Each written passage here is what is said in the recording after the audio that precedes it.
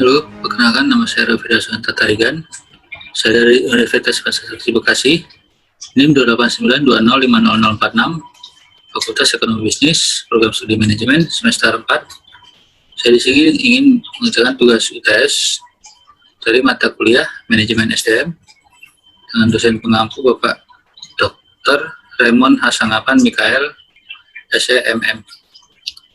Materi yang ingin saya bahas hari ini adalah perencanaan sumber daya manusia, analisis, dan rancangan pekerjaan. Pengertian dan tujuan perencanaan sumber daya manusia yaitu langkah-langkah tertentu yang diambil oleh manajemen guna menjamin bahwa bagi organisasi tersedia tenaga kerja yang tepat untuk menduduki berbagai kedudukan, jabatan, dan pekerjaan yang tepat pada waktu yang tepat. Diambil dari Faustino Cardoso Gomez tahun 2003. Hal senada juga dikemukakan oleh Sondang P. Siagian di tahun 2010 bahwa yang menjadi fokus perhatian dalam perencanaan sumber daya manusia adalah langkah-langkah tertentu yang diambil oleh manajemen guna lebih menjamin bahwa dalam perusahaan tersedia sumber daya manusia yang tepat untuk menduduki berbagai kedudukan, jabatan, dan pekerjaan yang tepat pada waktu yang tepat pula. Tujuan perencanaan sumber daya manusia: yang pertama, untuk menentukan kualitas dan kuantitas. Yang kedua, untuk menjamin tersedianya tenaga kerja masa kini maupun masa depan.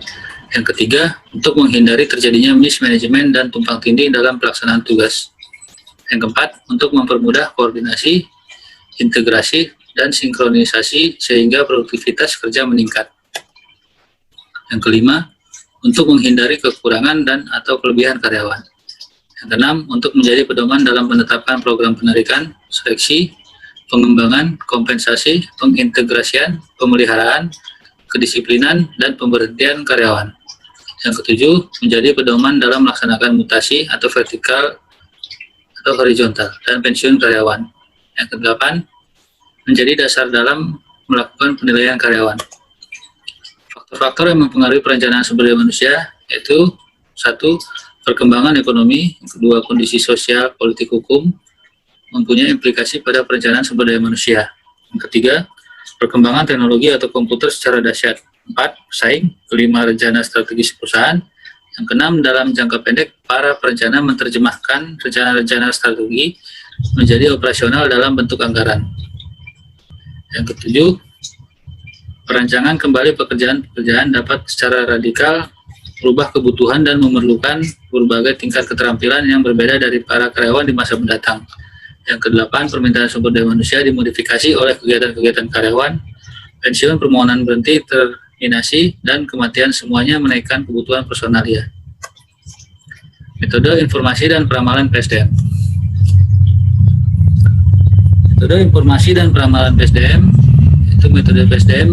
1. Metode ilmiah, yaitu perencanaan SDM dilakukan berdasarkan atas hasil analisis dari data, informasi, dan peramalan dari perencanaannya. Yang kedua, non-ilmiah, yaitu perencanaan SDM hanya didasarkan atas pengalaman, imajinasi, dan perkiraan. Lalu data dan informasi. Data adalah kumpulan kejadian yang diangkat dari suatu kejadian nyata yang dapat digunakan untuk mendiskusikan sesuatu atau dijadikan bahan kajian. Informasi adalah hasil proses data yang telah diolah dan dianalisis yang dapat memberikan informasi kepada penerimanya. Peramalan SDM. Tujuan peramalan: yang pertama, meramalkan kebutuhan dan persediaan tenaga kerja yang ada. Yang kedua, meramalkan kemajuan pendidikan dan peningkatan kemampuan SDM. Yang ketiga, meramalkan kemajuan perusahaan dan teknologi sehingga harus dilaksanakan pelatihan. Manfaat perencanaan sumber daya manusia. Yang pertama, organisasi dapat memanfaatkan SDM yang sudah ada dalam organisasi secara baik. Kedua, melalui perencanaan SDM yang matang, produktivitas kerja dari tenaga yang sudah ada dapat ditingkatkan. Yang ketiga, perencanaan SDM berkaitan dengan penentuan kebutuhan akan tenaga kerja di masa depan, baik dalam arti jumlah dan kualifikasinya untuk mengisi berbagai jabatan dan menyelenggarakan berbagai aktivitas baru kelak. Keempat, salah satu segi manajemen SDM yang dewasa ini dirasakan semakin penting ialah penanganan informasi ketenaga kerjaan. Yang kelima, salah satu kegiatan pendahuluan dalam perencanaan termasuk perencanaan SDM adalah penelitian. Yang keenam, rencana SDM merupakan dasar dari penyusunan program kerja bagi satuan kerja yang menangani SDM dalam organisasi. Proses perencanaan sumber daya manusia.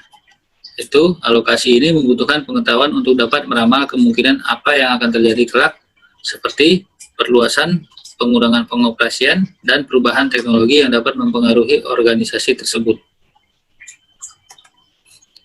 Prosedur perencanaan SDM. Yang pertama, menetapkan secara jelas kualitas dan kuantitas SDM yang dibutuhkan. Kedua, mengumpulkan data dan informasi tentang SDM. Ketiga, mengelompokkan data dan informasi serta menganalisisnya. Yang keempat, menetapkan beberapa alternatif. Yang kelima, memilih yang terbaik dari alternatif yang ada menjadi rencana. Yang keenam, menginformasikan rencana kepada para karyawan untuk direalisasikan. Sistem dalam perencanaan SDM. Pertama, inventarisasi persediaan SDM. Yang kedua, forecast SDM atau peramalan SDM. Yang ketiga, pengawasan dan evaluasi.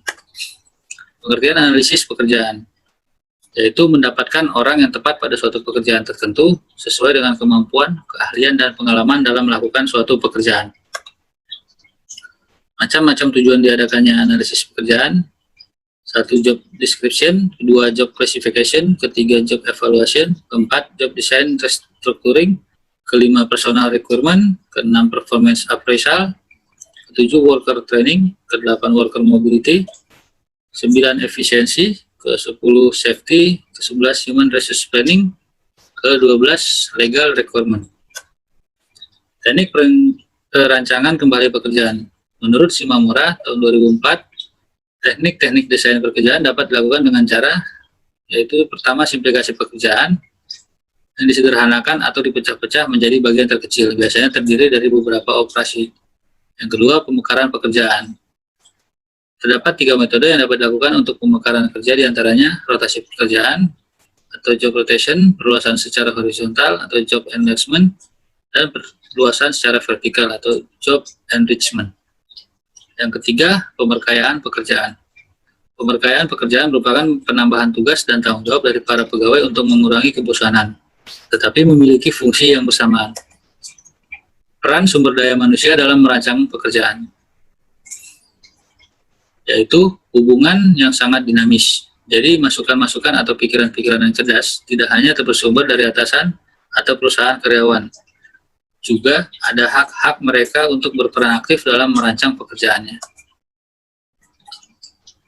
Dan untuk kesimpulannya, perencanaan sumber daya manusia sangat dipengaruhi oleh berbagai faktor, baik yang berasal dari dalam organisasi itu sendiri atau internal, maupun baik yang berasal dari luar lingkungan organisasi atau eksternal.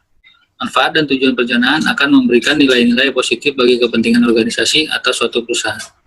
Perencanaan SDM sebagai suatu kegiatan merupakan proses bagaimana memenuhi kebutuhan tenaga kerja saat ini dan masa datang bagi sebuah organisasi. Dalam memenuhi kebutuhan tenaga kerja saat ini, maka proses perencanaan SDM berarti usaha untuk mengisi atau menutupi kekurangan tenaga kerja baik secara kuantitas maupun kualitas. Demikian penjelasan dari saya tentang perencanaan sumber daya manusia, analisis dan rancangan pekerjaan. Sekian dari saya, terima kasih dan sampai jumpa.